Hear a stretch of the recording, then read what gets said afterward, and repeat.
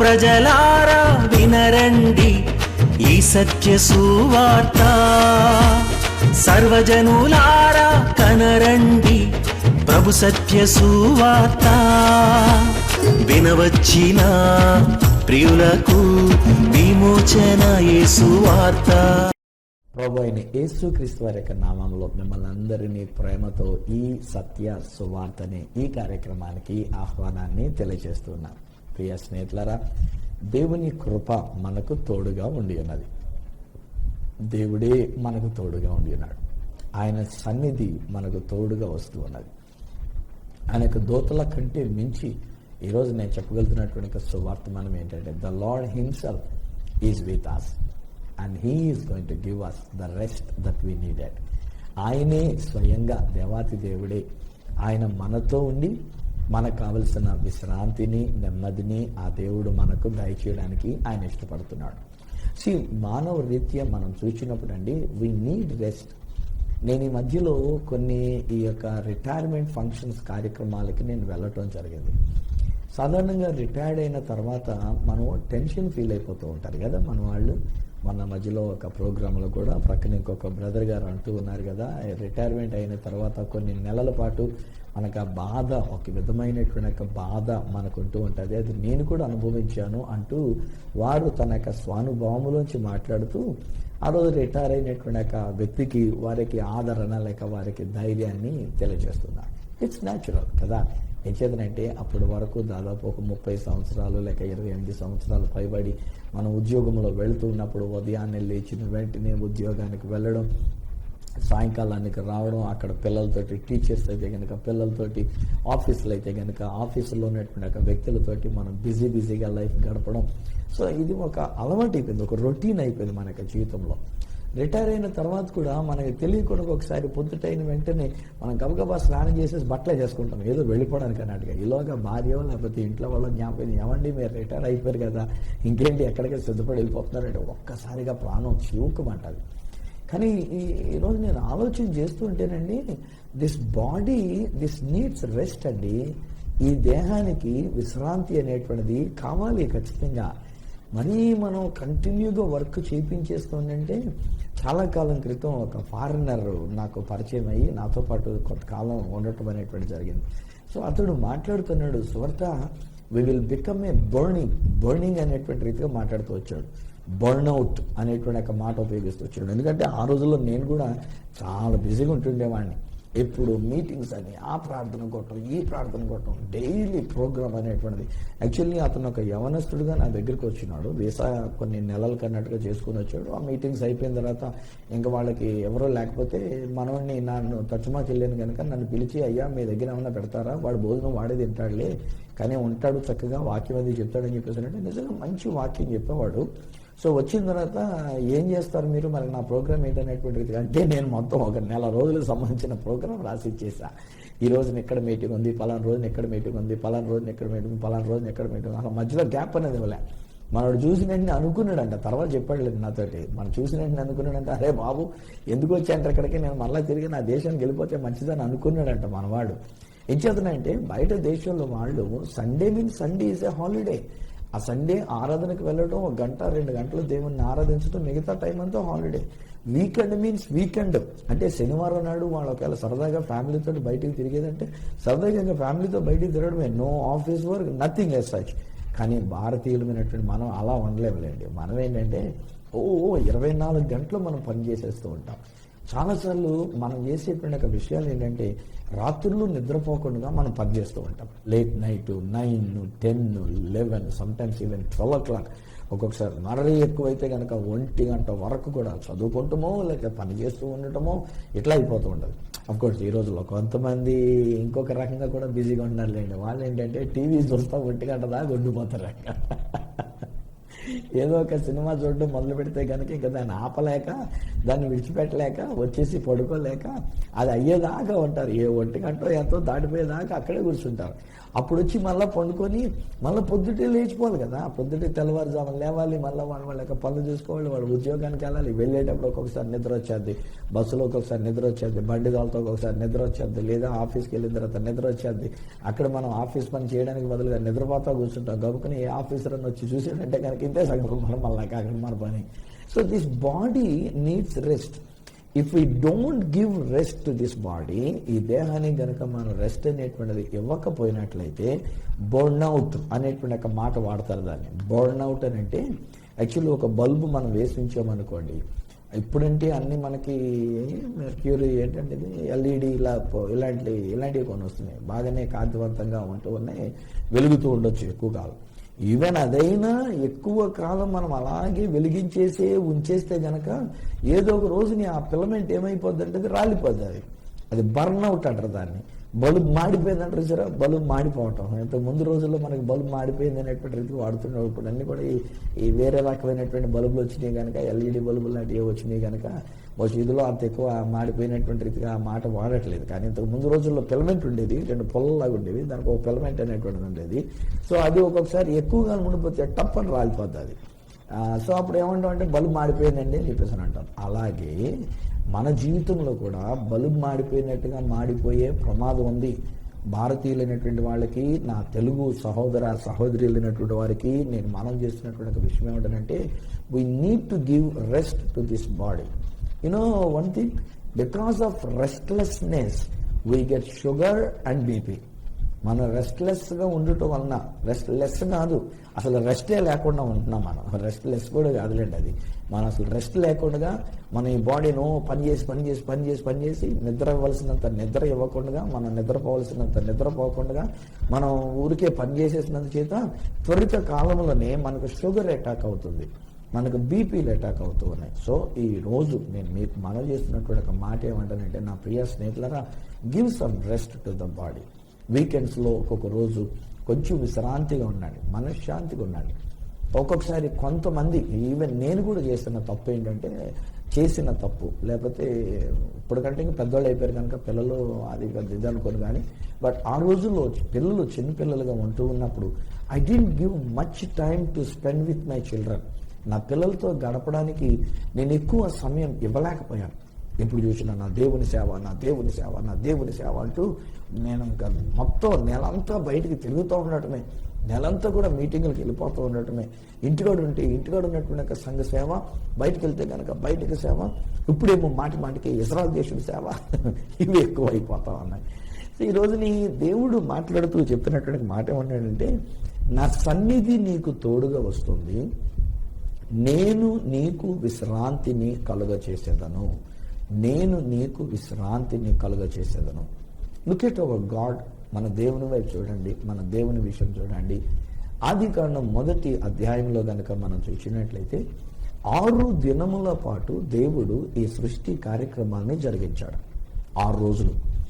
6 రోజులైన తర్వాత 7వ దినమున దేవుని యొక్క వాక్యంలోనే వ్రాయబడిన మాట ఏంటంటే, మన దేవుడైన యెహోవా ఆయన తాను చేయు పని నుండి ఆయన విశ్రమించాను. విశ్రాంతి. He took rest. He was not creating any longer. Only for 6 days. 6 దినముల పాటు ఆయన సృష్టిని సృష్టిస్తూ వచ్చిన 7వ దినమున విశ్రాంతిగా ఉండి ఉన్నారు. వన్ మోర్ థింగ్, యాక్చువల్లీ మానవుడిని చేసినటువంటిది 6వ దినమున ఈ నరుని చేశాను అనేటువంటి రీతిగా మనకి బైబిల్ చరిత్ర ప్రకారంగా మనం తెలుసుకుంటూ ఉన్నాం. 6వ దినమున చేయబడినటువంటి ఈ మానవుడు ఏ దినములోనికి ప్రవేశించాడు? 7వ దినములోనికి. అంటే the very next day after being created he entered in to the resting day.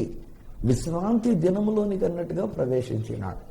అక్కడ దేవుడు మాట్లాడుతూ కూడా చెప్పినటువంటి ఒక విషయాలు ఏంటంటే, మానవుడు ఏమీ కష్టపడాల్సిన పని లేదండి. ఈ రోజున మనకు ఉన్నట్టుగా శ్రమ పడాల్సిన పని లేదు, కష్టపడాల్సిన పని లేదు, చెమటోడ్చవలసినటువంటి ఒక పని లేదు. మన గ్యాస్ కొరకు, పొయ్యి మీదకి, పొయ్యి కిందకి, ఇలాంటి విషయాలన్నీ మనం పడాల్సినటువంటి ఒక పనే లేదు ఆ రోజుల్లో. దేవుడు మాట్లాడుతున్నాడు కదా, ఓ నరుడా, నీకు ఆకలేసినప్పుడు, నీకు కావాలనుకున్నప్పుడు ఈ తోట చెట్లలో దేని ఫలములనైనా నువ్వు తినవచ్చును.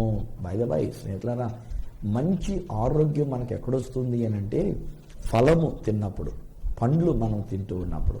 అందుకని ఈ మధ్య చాలా మంది ఇచ్చేటువంటి అడ్వైజ్ ఏంటంటే నాన్ వెజిటేరియన్ ఆపేయండి అంటున్నారు. అంటే మాంసాహారం అనేటువంటిది ఆపేయండి అని అంటూ ఉన్నారు. నిజమే కదండి. చికెన్ తినేసి, అయితే మటన్ తినేసి, అయితే నానా రకాలైనటువంటి మీట్, ఇవన్నీ కూడా మనం రెడ్ మీటు, ఇంకేదో మీట్ అంటారు ఇట్లాగా రెడ్ మీట్, మరి వైట్ మీట్ కూడా ఉందో లేదో నాకు తెలియదు, కానీ రెడ్ మీట్ ఇలా ఏవేవో వీటిలన్నింటిని తీసుకొని వచ్చి వాటిని మనం పెట్టుకొని తిట్టుకుంటాం. ఇంకా ఏంటంటే ఈ మనం చేస్తున్నటువంటి విషయాలు ఒకసారి మనం తెచ్చేసుకొని ఫ్రిడ్జ్లో పెట్టేసుకుంటున్నాం.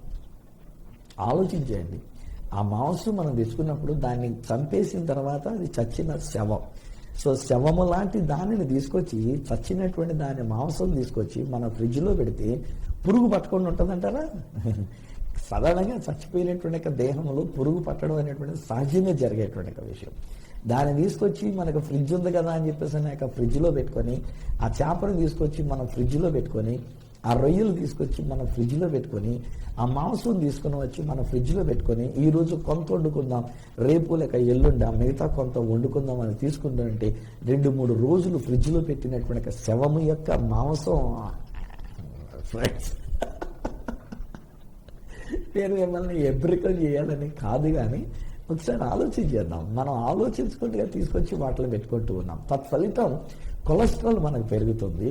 తత్ఫలితం మనకి జిడ్డుతనం ఏర్పడుతుంది. యాక్టివ్నెస్ అనేటువంటిది లేకుండా జిడ్డుతనం అనేటువంటిది ఏర్పడుతుంది. ఇంక అక్కడి నుంచి మన నాలుక మందమైపోయి, మనం జిడ్డుగా తయారైపోయి, మనం లేగలేక బద్ధకం ఎక్కువైపోయి, బైబిల్ గ్రంథంలో అయితే ఏమంటే మన హృదయం మందకొడి తయారైపోయి, హృదయానికి కొవ్వు పట్టేసి, మన లోపల పేగుల్లో కొవ్వు పట్టేసి, ఇంక అక్కడి నుంచి ఒకవేళ నాకులాగా పర్సనాలిటీ చిన్నగా ఉన్నట్టున్నా లేవలేము, నడవలేము, తిరగలేము, పరిగెత్తలేము, ఏ పని కూడా కష్టపడి మనం చేయలేము. ఇది కదా మనం జరుగుతున్నటువంటిది. అందుకని ఇప్పుడు డాక్టర్స్ మళ్ళీ వాళ్ళు ఏమైనా మాట్లాడుతున్నారంటే, అయ్యా నాన్ వెజిటేరియన్ తగ్గించేయండి, వీలైతే అసలు మానేయండి, నాన్ వెజిటేరియన్ మానేయండి. ఎవరైతే నాన్ వెజిటేరియన్ తినకుండా ఉంటారో, అనగా నాన్ వెజ్ తినకుండా ఉంటారో, అనగా మాంసాహారం తినకుండా ఉంటారో, వాళ్ళ ఆరోగ్యం చూడండి ఎంత బాగుంటుందో. ఈవెన్ బైబిల్ గ్రంథంలో దానియేలు, షద్రకు, మేషకు, అబేద్నెగోలు అయినటువంటి వాళ్ళు కూడా ఏమని అంటారు, మేము మాంసాలు మేము ముట్టుకోమండి, మాకు శాకాహార భోజనమే పెట్టండి, కాయగూరలతో కూడినటువంటి విషయాలే మాకు పెట్టండి అని చెప్పేసాను. ఈ మధ్యలో అలాగంటే ఒకళ్ళు ఎవరో అన్నారు జోక్ చేసుకొని, మేము కూడా అన్ని కాయగూరలే తింటున్నామండి అని చెప్పేసాను. ఏం కాయగూరలు వండమంటారంటే వాళ్ళు ఏమన్నారంటే తలకాయ, గుండెకాయ, ఉలవకాయ, ఇంకేదో కాయ, ఇలాంటి కాయలని చెప్తున్నారు. అంటే మాంసంలో ఉండేటువంటి కాయ అనేటువంటి అర్థం ఇచ్చేటువంటి వాటిని తీసుకుని వండి పెట్టాలంట. వాళ్ళకి కొంతమంది కోరికలు మరీ ఎక్కువ ఉంటాయి, ఇలాగ కొంతమంది మరీ మాంసాహారులుగా ఉంటూ ఉంటారు. ఫ్రెండ్స్, ఈరోజు ఒక మాటగా న్యాచురల్గా కూడా నేను చెప్తున్నానండి, మరీ అంత మాంసం ఎక్కువ తీసుకోవడానికి ఇష్టపడొద్దు. మాంసం వలన మనకి మందుకొడితనం అనేటువంటి కనపడుతుంటుంది. కానీ ఈ ఒక మాట అంటున్నాడు, ఫ్రూట్స్ తినండి బాగాను, ఎటువంటి ఫ్రూట్స్ అయినా తినండి. మొన్న మధ్యలో ఒక వాట్సాప్లో నేను చూస్తూ ఉన్నాను, ఒక ఆయన ఎవరో దాన్ని మన డయాబెటిక్ గురించి మాట్లాడుతూ ఆయన ఏమంటాడంటే, ఇంతకు మునుపు ఒక అబద్ధం చెప్పారు మన యొక్క డాక్టర్స్ కూడాను కొంతమంది, ఒకవేళ ఈ మామిడి పండు కనుక తింటే వాళ్ళకి షుగర్ తగ్గిపోతుంది కనుక మామిడి పండు తినొద్దు, ఆ మామిడి పండు తింటే వెంటనే మీ షుగర్ లెవెల్స్ పెరిగిపోతాయి అని చెప్పేసి పెట్టుకొచ్చారు. కానీ ఆయన మాట్లాడేది ఎవడంటే మామిడి పండ్లలో పలానా రకమైనటువంటిది ఏదో ఉంటుందంట, దాని గురించి మీరు ఒకవేళ 1 కేజీ మామిడి పండు రోజు తినండి, మీ షుగర్ దగ్గర ఎగిరిపోతుంది దెబ్బరని చెప్పేసి అన్నాడు. ఈరోజు నేను ఒక మాట అంటాను, ఏదైనా ఫ్రూట్స్ తినండి. ఒక్కొక్కసారి నాకు అనిపిస్తుందండి, నేను బయట దేశాలకు వెళ్తానా అసలు అన్నం అన్నది ముట్టుకోనండి. నేను 10 రోజులు 15 రోజులు అన్నం అనేటువంటిది అసలు ఒక్క మెతుకు నేను తీసుకొని ఏమాత్రం కూడా అక్కడ అన్నం అనేటువంటిది వండి పెట్టినా కానీ నేను తిన్నదాన్ని. నేను తినేటువంటిది అఫ్కోర్స్ ఒక ఫ్రూట్స్ లేకపోతే వెజ్ సంబంధించినటువంటి ఒక సాలెడ్ అంటారు దాన్ని, అవి వేసుకుంటాను, యోగర్ట్ వేసుకుంటాను, రొట్టె తీసుకుంటాను. అఫ్కోర్స్ ఇంకా అక్కడ దొరికేది మాంసాలే కనుక నానా రకాలైనటువంటి మాంసాలు ఇలాంటివి ఉన్నప్పుడు ఒక ముక్క అనేటువంటిది అది వేసుకొని దాన్ని తిని నేను ఊరుకుంటూ ఉంటాను. ఎక్కువ శాతం ఫ్రూట్స్ పెట్టినప్పుడు మాత్రం మన వాళ్ళందరినీ ఎంకరేజ్ చేస్తుంటారు, రే బాబు తినండి రా ఫ్రూట్స్, ఎన్ని ఫ్రూట్స్ అయితే అన్ని ఫ్రూట్స్ తినండి. లీడర్షిప్గా నేను వెళ్ళేటప్పుడు కూడా ఒక్కొక్కసారి నా గదికి వాళ్ళు 2-3 ఫ్రూట్స్ తీసుకొచ్చి పెడతా ఉంటారు. లీడర్ని కనుక, అయ్యా ఇదిగో మీ కొరకు తీసుకొచ్చిన ఫ్రూట్ బాస్కెట్ అని అంటారు. మంచి గ్రీన్ యాపిల్ ఉంటుంది, ఒక్కొక్కసారి కొత్త రకమైనటువంటి ఫ్రూట్స్ ఉంటాయి, మన దేశంలో దొరకనటువంటి ఫ్రూట్స్ ఉంటాయి. హాయిగా తింటా, ఆ రోజుకి నేను ఆ ఫ్రూట్స్ మాత్రమే తిని పడుకుంటా. ప్రొద్దుటికి ఎంత హాయిగా ఉంటుందో. దేవుడు అంటున్నాడు, మంచి ఫ్రూట్స్ నేను మీకు ఇస్తున్నా, కష్టపడాల్సిన పని లేదు, శ్రమ పడాల్సిన పని లేదు, మీ దేహానికి ఇబ్బంది పెట్టాల్సిన పని లేదు. ఆకలి కనిపించినప్పుడు ఒక పండు కోసుకో తిను, మళ్ళా తిరుగు, కాస్త పని చేసుకుంటూ ఉండి ఏదైనా సరదాగా తిరుగుతూ ఉండు, భార్య భర్తలుగా మీరిద్దరు తిరుగుతాం, ఆకలిసింది ఒక పండు కోసుకొని తిను. సో దేవుడు విశ్రమించి, దేవుడు మానవుణ్ణి విశ్రాంతిలోనే తీసుకున్నాడు. ఎందుకు కలవర పడిపోతారు? ఏమండి, ఇప్పుడు దాకా మీరు కష్టపడ్డారు, ఇప్పటి వరకు గవర్నమెంట్ కొరకు మీరు కష్టపడ్డారు, ఇప్పటి వరకు ఉద్యోగం కొరకు ఊడిగం చేసినట్టుగా చేసుకొచ్చారు, ఇప్పటి వరకు కుటుంబంతో కానీ, భార్యతో కానీ, బిడ్డలతో కానీ, భర్తతో కానీ లేకుండా మీరు ఉద్యోగం అంటూ తిరుగుతూ వచ్చినారు. ఇట్ ఈస్ ఎనఫ్ అండి. రిటైర్మెంట్ అయిన తర్వాత బీ హ్యాపీ అండి. ఇది ఒక విశ్రాంతిగా దేవుడు మీ దేహానికి ఇచ్చినటువంటి ఒక విశ్రాంతి. నాకు తెలిసి ఐ థింక్ డాక్టర్స్ కూడా చెప్పేటువంటి మాటలు ఏమంటారంటే, మనం కనీసం సగటున 4 లేక 6 గంటలు కంపల్సరీగా నిద్రపోవాలంట. 6 లేక 7 గంటలు అనుకుంటా కనీసం రాత్రి మనం నిద్రపోవాల్సినటువంటి ఒక సమయం. కనీసం 7 గంటలు, 5 గంటల నుంచి ఐ థింక్ 7 గంటల మధ్యలో మనం ఒక నిద్ర కనుక మనం అనగా అన్ని అవర్స్ మనం నిద్రపోవటం అనేటువంటిది కనుక జరిగితే. కానీ మనం ఏం చేస్తున్నాము, మా అయితే 2 గంటలు 3 గంటలు ఒక 4 గంటలు మాత్రమే నిద్రపోయి మళ్ళీ తుల్లిపడి లేచిపోయి మళ్ళీ పొద్దుటే పనులను వెళ్ళిపోయి తత్ఫలితం మన యొక్క దేహాన్ని బర్న్అవుట్ చేసుకుంటూ ఉన్నాం. నా భారతదేశ నా సహోదర సహోదరులు, మరి ముఖ్యంగా నా తెలుగు భాష మాట్లాడే నా సోదర సోదరిమణులైనటువంటి మీతో నేను పంచుకునేటువంటి ఒక మాట ఏంటంటే, give rest to this body because even God himself he took rest from the work that he was doing. దేవుడు తాను చేస్తున్నటువంటి ఒక పని నుండి ఆయనే విశ్రాంతి తీసుకోగలిగింది. ఈ రోజున మనము కూడా ఈ దేహానికి విశ్రాంతిని కలుగజేద్దాం. చేస్తారు కదా, మంచిగా నిద్రపోండి స్నేహితులారా. రాత్రులు ఎక్కువసేపు టీవీ చూస్తూ ఉండొద్దు, రాత్రులు ఎక్కువసేపు మెలకువగా ఉండొద్దు, వ్యర్థమైన విషయాలు ముసలమ్మ ముచ్చట్లు పెట్టుకొని ఉండొద్దు, రాత్రులు ఎక్కువసేపు బయటికి వెళ్ళి తిరగొద్దు, ఇంటికాడ ఉండండి. నేను మీతోటే మాట్లాడుతున్నా, మీరు మళ్ళీ ఆయన పొడవనక్కర్లేదమ్మా. ఇదిగో చూసారా, మీతోటే చెప్తున్నారు, పాస్టర్ గారు చెప్పేసాను, ఆయన అన్నక్కర్లే మీరు. నేను అందరితో కూడా మాట్లాడుతున్నా. ఒకవేళ ఈ మధ్యలో నేను చూస్తున్నప్పుడు అండి, వయసులో పెద్దవాళ్ళు అయినటువంటి వాళ్ళు కూడా ఇప్పుడు ఆ వాట్సాప్లో వచ్చేసిన చేత కొడుతున్నారు, నేను సెల్ ఫోన్ పెట్టుకుని కొడుతున్నారు. అది టచ్ స్క్రీన్ ముట్టుకుంటే చాలు అది అవుతుంది, కానీ దాన్ని చూసుకొని పైకి జరిపేసి కొడతా ఉన్నారు. ఇది చూసుకుంటుందండి. ఈ రోజుల్లో చాలా కుటుంబాలు ఏమైపోతున్నాయంటే, రాత్రి 12 అయినా ఇంటికి వచ్చిన తర్వాత మళ్ళీ నిద్రపోకుండా ఇప్పుడు టీవీ చోట్ల ఈ మధ్య సెల్ ఫోన్లు చూసుకొని టిక్కును కొట్టుకుంటా కూర్చుంటున్నారు. వద్దు, అది కూడా తగ్గించుకుందాం. కాసేపు టైం పెట్టుకుని పోను, ఒక అర్ధగంట దానికి ఏదైనా ఒకవేళ మెసేజ్లు వస్తే కనుక వాటికి రెస్పాండ్ అవ్వడానికి అయినటువంటి తీసుకుందాం తప్ప మిగతా విషయంలో బాడీకి రెస్ట్ కావాలి. నేను అలా చెప్తున్నా, ఒక తండ్రిలాగా చెప్తున్నా, ఒక అన్నలాగా చెప్తున్నా. పోనీ ఒకవేళ నాకంటే వయసులో పెద్దోళ్ళు అయితే మీకు కూడా ఒక తమ్ముళ్ళలాగా, ఒక చిన్నోడులాగా నేను చెప్తున్నటువంటి మాట ఏంటంటే, give rest to this body. దేవుడే అంటున్నాడు, నేను నీ దేహాన్ని కావలసిన రెస్ట్ ఇస్తున్నా, పండుకో. గాఢ నిద్ర కలుగు చేస్తాడు, కావాలంటే మంచి నిద్ర కలుగు చేస్తాడు. ఆ నిద్రలోనే అవ్వమ్మను చేశాడు, ఆ నిద్రలోనే మనకు నిద్రిస్తుండగా తన ప్రియులు నిద్రించుండగా ఆయన వారికి ఇచ్చినటువంటి బిడ్డలను కూడా అలాగే ఇస్తున్నాడు. దేవుడు మంచి విశ్రాంతిని ఇస్తున్నాడు. మత్తయి సువార్త 11వ అధ్యాయం 28వ వచనంలో ప్రభు అయిన యేసుక్రీస్తు వారు మాట్లాడుతూ ఒక మాట ఎలాగనంటున్నారు. ఏమంటారంటే, ప్రయాసపడి భారము మోసుకొనిచున్న సమస్తమైన జనులారా నా యొద్దకు రండి, నేను మీకు విశ్రాంతిని కలుగచేస్తాను. ప్రయాసపడి భారము మోసుకొనిచున్న సమస్తమైనటువంటి ఒక జనులారా నా యొద్దకు రండి అనగా ప్రభు దగ్గరికి వద్దాం, ఆయన సన్నిధిలోనికి వద్దాం, ఆయన ఆలయంలోనికి వద్దాం. అక్కడ ఆయన మనకు కావలసిన విశ్రాంతిని మనకు అనుగ్రహిస్తున్నాడు. ఒకటి దేహానికి అయినటువంటి విశ్రాంతి ఈరోజు నేను చెప్పాను. రెండోది మన మనసునకు కావలసిన విశ్రాంతి. మన దేహానికి నిద్రపోతూ ఉండొచ్చు, కానీ నిద్రపోతున్నట్టుగా ఉండొచ్చు, కానీ చూడండి ఒక్కొక్కసారి మనం నిద్రపోయినప్పుడు కూడా చాలా చెమట పట్టేస్తుంది ఒక్కొక్కసారి కదా, చెమట పట్టేస్తుంది, తలంతా చెమట పట్టేస్తుంది, ఒళ్ళంతా చెమట పట్టేస్తుంటే కారణం ఏంటంటే, దేహం అయితే పండుకొని ఉంది మంచం మీద, మన మనసు ఆలోచిస్తూ ఉంది. ఈవెన్ ఇన్ ద స్లీపింగ్, నిద్రలో కూడా మన మెదడు పనిచేస్తూ ఉంది, మనకు మనసు ఆలోచిస్తూ ఉంది. ఎందుకనంటే చాలా ఒత్తిడులు మనం ఎదుర్కొంటున్నాం, చాలా సమస్యలు మనం ఎదుర్కొంటూ ఉన్నాం. ఈ రోజుని ప్రతి కుటుంబంలో కూడా సమస్యలు ఉన్నాయండి, ప్రతి ఇంటిలో సమస్యలు ఉన్నాయండి. మీ ఇంట్లో కూడా ఉన్నాయి కదా, నాకు కూడా సమస్యలు ఉన్నాయిలేండి, నాకు కూడా టెన్షన్స్ ఉన్నాయి. ఈ రోజుని ఏదో మొత్తానికి కారు తీసుకుందాం అనుకొని ఓ పెద్ద కారు తీసుకున్నాను, దానికి ఈఎంఐ కట్టాలనేసరికల్లా టెన్షన్ అయిపోతూ ఉన్నా. నెల 10వ తారీఖు వస్తుంది అనేసరికల్లా 20,000 రూపాయలు నేను దానిలో లేకపోతే కనుక ఇంతే సంగతులు బాబు అనుకుంటే మా ఇద్దరికి గొడవ అయిపోతుంది. నా భార్య అంటది, ఏమండి ఎట్లాగండి 20,000 రూపాయలు కట్టాలి కదా అంటే, నేనంటున్నా సేవ కొరకైతే నేను డబ్బులు ఖర్చు పెడతాను కానీ కారుకి ఎవడు ఖర్చు పెడతాడా అని చెప్పేసి అని మా ఇద్దరికి గొడవలు అయిపోతున్నాయి, మనశ్శాంతి లేకుండా అయిపోతుంటది. కానీ ఆ తర్వాత దేవుణ్ణి కలిగినటువంటి వాళ్ళము గనక ఆ దేవుని యొక్క సన్నిధానంలోనికి వెళ్ళినప్పుడు మేమిద్దరం కలిసి మోకరించి మేము ప్రార్థన చేసుకున్నప్పుడు, ఏకీభవించి మేము ప్రార్థన చేసుకున్నప్పుడు మళ్ళీ మా ఇద్దరి మధ్యలో దేవుడు మాకు సమాధానం ఇస్తూ ఉన్నాడు. మా కుటుంబంలో దేవుడు మాకు సమాధానం ఇస్తున్నాడు. మానసికంగా మాకు కావలసిన నెమ్మదిని, విశ్రాంతిని ఇస్తున్నాడు. అయితే ఈ దినాన్ని ఇక్కడ ఒక మాట నేను మీకు జ్ఞాపకం చేస్తాను స్నేహితులరా. మనము ఇటువంటి విశ్రాంతిని మన మనసులో కలిగి ఉండాలనంటే మన ఇంట్లో ఉంటేనే సరిపోదు, మన కుటుంబంతో మన ఇంటికాడు ఉంటేనే సరిపోదు. ఎందుకంటే ఒక్కొక్కసారి చివరికి మన సొంత వాళ్ళ వల్ల కూడా మనకి డిస్టర్బెన్స్ వస్తూనే ఉంటాయండి. భార్య ఎదురుగుండా ఉన్నా ఒక్కొక్కసారి డిస్టర్బెన్స్ అయిపోతూ ఉంటాము, భర్త ఎదురుగుండా ఉన్నా ఒక్కొక్కసారి డిస్టర్బెన్స్ అయిపోతూ ఉంటాం, పిల్లలు ఎదురుగుండగా కనబడుతున్నా డిస్టర్బెన్స్ అయిపోతూ ఉంటాం, మా అల్లుడు లేక కోడలు గారు వీళ్ళు ఎవరైనా ఉన్నా కానీ ఒక్కొక్కసారి డిస్టర్బెన్స్ అయిపోతూ ఉంటాం. ఎవరైనా ఒక మనిషి ఎదురుగుండా ఉంటే మనం డిస్టర్బెన్స్ అయిపోతూ ఉంటాం ఒక్కొక్కసారి. సో అందుకు దేవుడు ఏమన్నాడంటే, నా దగ్గర రండి, నా యొద్దకు రండి, నేను మీకు విశ్రాంతినిస్తాను. ఏ ఫ్రెండ్స్, ఈరోజు నా యొద్దకు రండి అని నేను చెప్తున్నటువంటి మాట నా దగ్గరికి రమ్మని కాదు.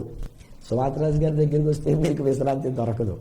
సువార్తరాజు గారి కోసం అని మీరు సామర్లకోట వచ్చారనుకోండి, అక్కడ నేనే ఉండను, నేను ఎప్పుడు ఎక్కడో క్యాంపులు తిరుగుతూ ఉంటా. మీరు వచ్చేటప్పుడు ఇంకా ఉన్న విశ్రాంతి ఇప్పుడు వెళ్ళేటప్పుడు మొత్తం పోయి వెళ్తారు ఆయన ఎక్కడి నుంచి. అందుకని నేను పిలవట్లే ఈరోజు నేను కానీ లేక మరి ఎవరి దగ్గరికి కానీ వెళ్ళమని కూడా నేను దాన్ని ప్రోత్సహించట్లే. కానీ ఈరోజు నేను చెప్తున్న మాట ఏంటంటే, యేసు దగ్గరికి మనం వద్దాం, యేసు దేవాలయానికి మనం వెళ్దాం.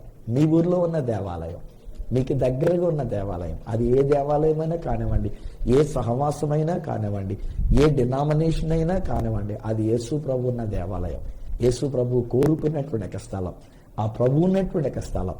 ఆ ప్రభు ఉన్న స్థలం దగ్గరికి మనం ఎప్పుడైతే వెళతామో అక్కడ మనశ్శాంతి దొరుకుతుంది. ఎన్నో స్టోరీస్ నాకు జ్ఞాపకానికి వస్తున్నాయి, కానీ ఈరోజు ఇక నా కార్యక్రమం టైం అయిపోయింది కనుక అవన్నీ చెప్పకుండానే నేను ఆపేస్తున్నాను. ఒకవేళ చెప్తే కూడా జనాలు ఏమనుకుంటారంటే, అయితే సువార్తరాజు గారి దగ్గర ఉన్న గుడికి వెళ్తే మనకి ఏదైనా జరుగుద్దేమో, ఆ దేవాలయానికి వెళ్తే మనకు మనశ్శాంతి వస్తుందేమో, భార్యాభర్తల మధ్యలో ఉన్న గొడవలు పోతాయేమో, మనకి స్వస్థత కలుగుతుందేమో, మనకి సమస్యలన్నీ తొలగిపోయి మన ఆర్థిక ఇబ్బందులన్నీ తొలగిపోయి దేవుడు మనకు అద్భుతం అయితే నడవండి, మనం కూడా ఏ సువార్తరాజు గారి ఆలయం దగ్గరికి వెళ్దామని చెప్పేసి వస్తారేమో. ఏ రక్తం జయం, నేను ముందే చెప్పాను, నా దగ్గరికి వస్తే వచ్చేటప్పుడే మీరు మనశ్శాంతికి వస్తారు, తిరిగి వెళ్ళేటప్పుడు తలపోటుతో వెళ్తారు. ఎందుకు వచ్చింది అది? నా దగ్గరికి రావద్దు. మీ దగ్గర ఉన్న ఊర్లో, మీ దగ్గర ఉన్న దేవాలయానికి వెళ్ళినప్పుడు యేసు దగ్గరికి వెళుతున్నామని వెళ్ళండి. అక్కడ కూడా మళ్ళా అక్కడ చర్చిలో ఉన్న పాస్టర్ గారి దగ్గరికి వెళ్తున్నది కాదు మీరు, ఆ పాస్టర్ గారిని బట్టి ఆ గుడికి వెళుతున్నటువంటిది కాదు మీరు. లేకపోతే ఆ డినామినేషన్ పేరు చెప్పుకొని డినామినేషన్ గుడి అని అనుకోవద్దు. కొన్నిసార్లు మన వాళ్ళు కూడా ఏమంటారంటే, మేము పలానా పాస్టర్ గారి దగ్గరికి వెళ్తున్నాం కానీ ఆయన సరైనడు కాదండి, ఆయన అంతా డబ్బుల కోసమే ప్రసంగం చేస్తాడండి, ఆయనంతా శాపాలు పెడుతూ ఉంటాడండి, ఆయన తిడతా కూర్చుంటాడండి, మనుషులు దృష్టిలో పెట్టుకొని మాట్లాడుతూ ఉంటాడండి. Don't look at him, don't listen to his words. అక్కడ మాట్లాడుతున్నది దేవుని యొక్క వాక్యముగా తీసుకుంటే ఆ వాక్యము మనకు మనశ్శాంతినిస్తుంది, ఆ వాక్యము మనకు నెమ్మదిని, సమాధానాన్ని ఇస్తుంది. ఈ రోజుని ఎలాంటి కలవరములతో మీరున్నా సరే, ఎలాంటి తుఫానులు ఒకవేళ మీకున్నా సరే, ఎలాంటి అలజడి ఒకవేళ మీరు ఎదుర్కొంటున్నప్పటికైనా సరే, ఒకవేళ మీ జీవితం అనేటువంటి ఒక నావ ఎటువంటి ఒడిదుడుకులలో ఉన్నప్పటికైనా సరే, ఎటువంటి ఎదురు గాలులతో మీరు నడుస్తున్నప్పటికైనా సరే, అసలు ముందుకే వెళ్ళలేకుండా మీరు ఉండిపోయి ఉన్నారేమో, నలిగిపోతున్న స్థితిలో ఉండి ఉన్నారేమో, మీ దోణి మునిగిపోయే ప్రమాదపు అంచు వరకు వచ్చేసారేమో, ఈ రోజుని ఎలాంటి సమస్యలు ఒకవేళ మీరు ఎదుర్కొంటూ ఉండి ఉన్నారు, ఈరోజు నేను చెప్తా, ఈ సత్య వార్తలో చెప్పగలిగిన మాట ఏంటంటే, ఈ దేహానికి విశ్రాంతినివ్వడం మాత్రమే కాదు, ఆయన మన మనస్సును కూడా కావలసిన విశ్రాంతినివ్వడానికి ఆయన తన చేతులు చాపి పిలుస్తున్నాడు, ఆయన తన కౌగిట్లోనికి మనల్ని పిలుస్తున్నాడు, ఆయన సాన్నిధ్యానికి మనల్ని పిలుస్తున్నాడు. ఆయన వాగ్దానం చేస్తున్నాడు కదా, నా సన్నిధి నీతో వస్తున్నది, నా సన్నిధిలోనికి మీరు రండి, అప్పుడు నా సన్నిధిలో నేను మీకు విశ్రాంతినిస్తాను. ఏ పోలీస్ స్టేషన్స్ లో దొరకని విశ్రాంతి, ఏ కోర్టులలో దొరకని విశ్రాంతి, ఏ ఆసుపత్రులలో దొరకనటువంటి ఒక విశ్రాంతి, ఏ భవనాలలో, ఏ హోటల్స్ లో దొరకనటువంటి ఒక విశ్రాంతి, మరి ఏ స్థలమందు కూడా మనకు దొరకనటువంటి, మన మనసునకు దొరికే ఒకే ఒక్క విశ్రాంతి స్థలం ఎక్కడ తెలుసండి? మీరుంటున్న దేవాలయం, మీరు వెళుతున్న దేవాలయం. దేవుని యొక్క సన్నిధి, అక్కడ దేవుడు మనకు విశ్రాంతినిస్తున్నాడు. ఎన్నో పర్యాలు దేవుడు నాకు మనశ్శాంతినిచ్చాడు. ఆత్మహత్య చేసేసుకోవాలనుకున్న టైంలో కూడా నా దేవుడు నాకు మనశ్శాంతినిచ్చాడు. చాలా కాలం క్రితం నేను అలాగే ఇక చచ్చిపోదామని అనుకున్నా. నాకు ఎదురైన సమస్య ఎలాంటిది, నాకు ఎదురైన పరిస్థితి ఎలాంటిది, ఎందుకు వచ్చిన జీవితం, ఎందుకు వచ్చిన సేవ, ఇక చచ్చిపోదాం అనేటువంటి రీతిగా నిర్ణయం చేసుకున్నా. నేను ఎలా నిర్ణయించుకుంటే మా ఆవిడ సయ్యంటూ ఆవిడ కూడా వచ్చి, ఏమండి మీరు చచ్చిపోతే నేను మాత్రం ఎక్కడ బ్రతుకుంటానండి, నేను కూడా చచ్చిపోతానని చెప్పేసి ఆవిడ కూడా వచ్చేసింది నాతో పాటు. చివరికి ఆమె నేను కలిసి ఇలా మాట్లాడుకుంటూనంటే మళ్ళా నా భార్యకు వచ్చిన ఆలోచన ఏంటంటే, ఏమండి మీరు చచ్చిపోయి నేను చచ్చిపోయి మనకు పుట్టిన పిల్లల ముగ్గురిని వాళ్ళని అనాథలుగా మనం విడిచిపెట్టే దానికంటే వాళ్ళకు కూడా మనం ఏదైనా ఇచ్చి మనం చట్టేద్దామని అని చెప్పేసానంటే మూకుమ్మడిగా చచ్చిపోవాలన్నంత వరకు వచ్చేసాం. కానీ అది దేవాలయంలో మేము కూర్చొని ఉంటుండగా జరుగుతున్నటువంటి ఆలోచన. పరిశుద్ధ ఆత్మదేవుడు మా మీదకి దిగి వచ్చినాడు. ఆనాడు మేము ఆత్మహత్య చేసుకునే ఒకటిగా ఆ దేవుడే మమ్మల్ని కాపాడి ఉన్నాడు. ఈ రోజు ఇలాగున ఈ సత్య సువార్త ద్వారా మీ ముందుకు వచ్చి మిమ్మల్ని ధైర్యపరచడానికి, మీకు విశ్రాంతిని తెలియజేయడానికి నన్ను సజీవునిగా వచ్చినాడు. రండి, ఆయన కౌగిట్లోనికి వెళ్ళిపోదాం. రండి, ఆయన యొక్క సాన్నిధ్యంలోనికి వెళ్ళిపోదాం. ఆయన చేతుల్లోనికి వెళ్ళిపోదాం. మన సమస్యలన్నిటి నుంచి మనకు కావలసిన విశ్రాంతిని పొందుకుందాం, మనశ్శాంతిని పొందుకుందాం. ఈ దేహానికి కూడా కావలసిన విశ్రాంతి ఆయన యొక్క సన్నిధి కలిగి ఉందాం. తండ్రి, నీకు వందనాలు, నీకు స్తోత్రాలు. ఈ బిడ్డలను నీ చేతులకు అప్పగిస్తున్నాం. నిజమైన ఆయన, మాలో కొంతమంది మీ ఓవర్ డ్యూటీ మేము చేస్తున్నాం, కష్టపడి పని చేసుకుంటున్నాం. ఒక్కొక్కసారి కొంతమందికి అయితేనైనా పని చేస్తేనే కానీ జీతం రాదు, పని చేస్తేనే కానీ కుటుంబాన్ని పోషించలేము. అందుకే నేను పగలు రాత్రి కూడా పని చేసుకుంటున్నాను నాయన. కొంతమంది పగలేమో విద్య విషయంలో వెళుతున్నారు, రాత్రులు ఎక్కడో చోటుకు వెళ్ళి పని చేసుకోవడానికి చూస్తూ ఉన్నారు. కొంతమంది నాయన పని చేసుకుంటేనే తప్ప వారి డబ్బులు రావట్లేదు కనుక నేను చెమటూ వచ్చి కష్టపడి నాయన నిద్రాహారాలు మాని వాళ్ళు పని చేసుకున్నారు. ప్లీజ్ డాడీ, ఈ బాడీకి విశ్రాంతి కావాలి, తగిన కృప వారికి అనుగ్రహించండి. ఈ దేహానికి కావలసిన విశ్రాంతిని కలుగుండి. ఈ దేహముతో నిన్ను మహిమపరచడానికి నీ కృప దయచేయండి. అలాగే అనేక మంది నైనా మనశ్శాంతి లేక ఉన్నారు నాయన, సమస్యలతో ఉండి ఉన్నారు నాయన, నెమ్మది లేకుండా ఉండి నాయన, కలవరములతో ఉండి ఉన్నారు నాయన. డబ్బు అయితే ఉంది నాయన, ఆరోగ్యం అయితే ఉంది, కానీ మనశ్శాంతి లేదు నాయన, మనశ్శాంతి లేదు. రెస్ట్లెస్నెస్ యాజ్ ఎ రిజల్ట్ డాడీ బలహీనతలకు గురైపోతూ ఉన్నాం, షుగరు బీపీలకు గురైపోతున్నాం. ప్లీజ్ నాయన, నీ కృప అనుగ్రహించి నీ వద్దకు మేము వస్తుంటాడుగా మా సమస్యలన్నిటి నుంచి మాకు కావలసిన విశ్రాంతిని దయచేయండి, నెమ్మదిని దయచేయండి, మనశ్శాంతిని దయచేయండి. మీరు మాటిచ్చారు నాయన, ప్రయాసపడి భారం మోసుకునిచున్న సమస్త జనులారా అని పిలిచారు నాయన. ఎవరైనా సరే డాడీ మీరు మమ్మల్ని పిలిచారు నాయన, మీ వద్దకు మేము వస్తున్నాం, మీ కౌగిట్లోనికి మేము వస్తున్నాం. మీ మాట చొప్పున నీ విశ్రాంతి మాకు కలుగును గాక, నీ విశ్రాంతి వీరి కలుగును గాక, మనశ్శాంతి వీరి కలుగును గాక, వారి కలవరములు అన్నిటి నుంచి వారికి విడుదల కలుగును గాక, ఇక మీదట కలవరములు వారిని కలతపరచుకున్నను గాక. నెమ్మది, మనశ్శాంతి వీరికి నేను విడుదల చేస్తున్నా, ఆరోగ్యాన్ని వీరికి నేను విడుదల చేస్తున్నా, సమృద్ధి వీరికి నేను విడుదల చేస్తున్నా. నీ అద్భుతమైనటువంటి కార్యములు నీ సన్నిధిలో వీరికి దొరుకున్నట్లు వారు నీ ఆలయానికి వస్తుంటుండగా, నీ మందిరములోనికి వెళుతుంటుండగా నీ కృప చొప్పున వీరికి కార్యాలను జరిగించమని దీవించమని యేసు నామమున ప్రార్థించి పొంది ఉన్నాము తండ్రి, ఆమేన్. తండ్రి, కుమార, పరిశుద్ధాత్మలను దేవదేవుని దీవెన, ఆశీర్వాదం, సమాధానం ఆయన బిడ్డలముగా మనకు మన కుటుంబములకు నిత్యము తోడయండి, ఆశీర్వదించి నడిపించును గాక. ఆమేన్, ఆమేన్. స్నేహితులారా, దేవుని యొక్క సమాధానం మీకు తోడుగా. మీరు నేను మనం చేయాల్సిన పని ఏంటి తెలుసా? ప్రతిరోజు ఉదయం దేవాలయంలోకి వెళ్ళండి, కొంతసేపు దేవుని యొక్క సన్నిధిలో గడపండి. ప్రతి ఉపవాస ప్రార్థనలో దేవాలయానికి వెళ్ళండి, అనేక మంది కొరకు ప్రార్థన చేసేటందుకు గడపండి. ప్రతి ఆదివారం క్రమము తప్పకుండా దేవాలయంలోనికి వెళ్ళండి, ఆ దేవునిలో ఆరాధించి దేవుని స్తుతించి గణపరచండి. అద్భుతాలే అద్భుతాలు. మీరు పొందుకున్న అద్భుతాలు నాతో పంచుకోవాలని మీరు కోరుకున్నట్లయితే నా అడ్రస్ ఈ సత్య సువార్త, సామర్లకోట 533440, తూర్పుగోదావరి జిల్లా, ఆంధ్రప్రదేశ్. అడ్రస్ మరొకసారి చెప్తూ ఉన్నా, ఈ సత్య సువార్త, Samalkot 533440, east Godavari district, Andhra Pradesh. అప్పటికి ఒకవేళ నాతో మీరు ఫోన్లో మాట్లాడాలని కోరుకున్నట్లయితే నా ఫోన్ నెంబర్స్ 9848110907, 944000409992, 8885527662. ఒకవేళ నాకు ఈమెయిల్ చేయాలనుకున్నట్లయితే నా ఈమెయిల్ ఐడి isathyasuvartha@gmail.com. మళ్ళీ రేపటి దినాన్ని ఈ సత్య సువార్త అనే ఈ కార్యక్రమంలో మిమ్మల్ని కలుసుకొని మరొక అద్భుతమైన సువర్తమానంతో మీ ముందుకు వచ్చేటంత వరకు మిమ్మల్ని అందరినీ మనకు విశ్రాంతి కలుగజేసే ఆ దేవాతి దేవుని చేతులకు అప్పగిస్తూ మీ దగ్గర సెలవు తీసుకుంటున్నా మీ ప్రియ సహోదరుడు ఈ సత్య సువార్త రాజు.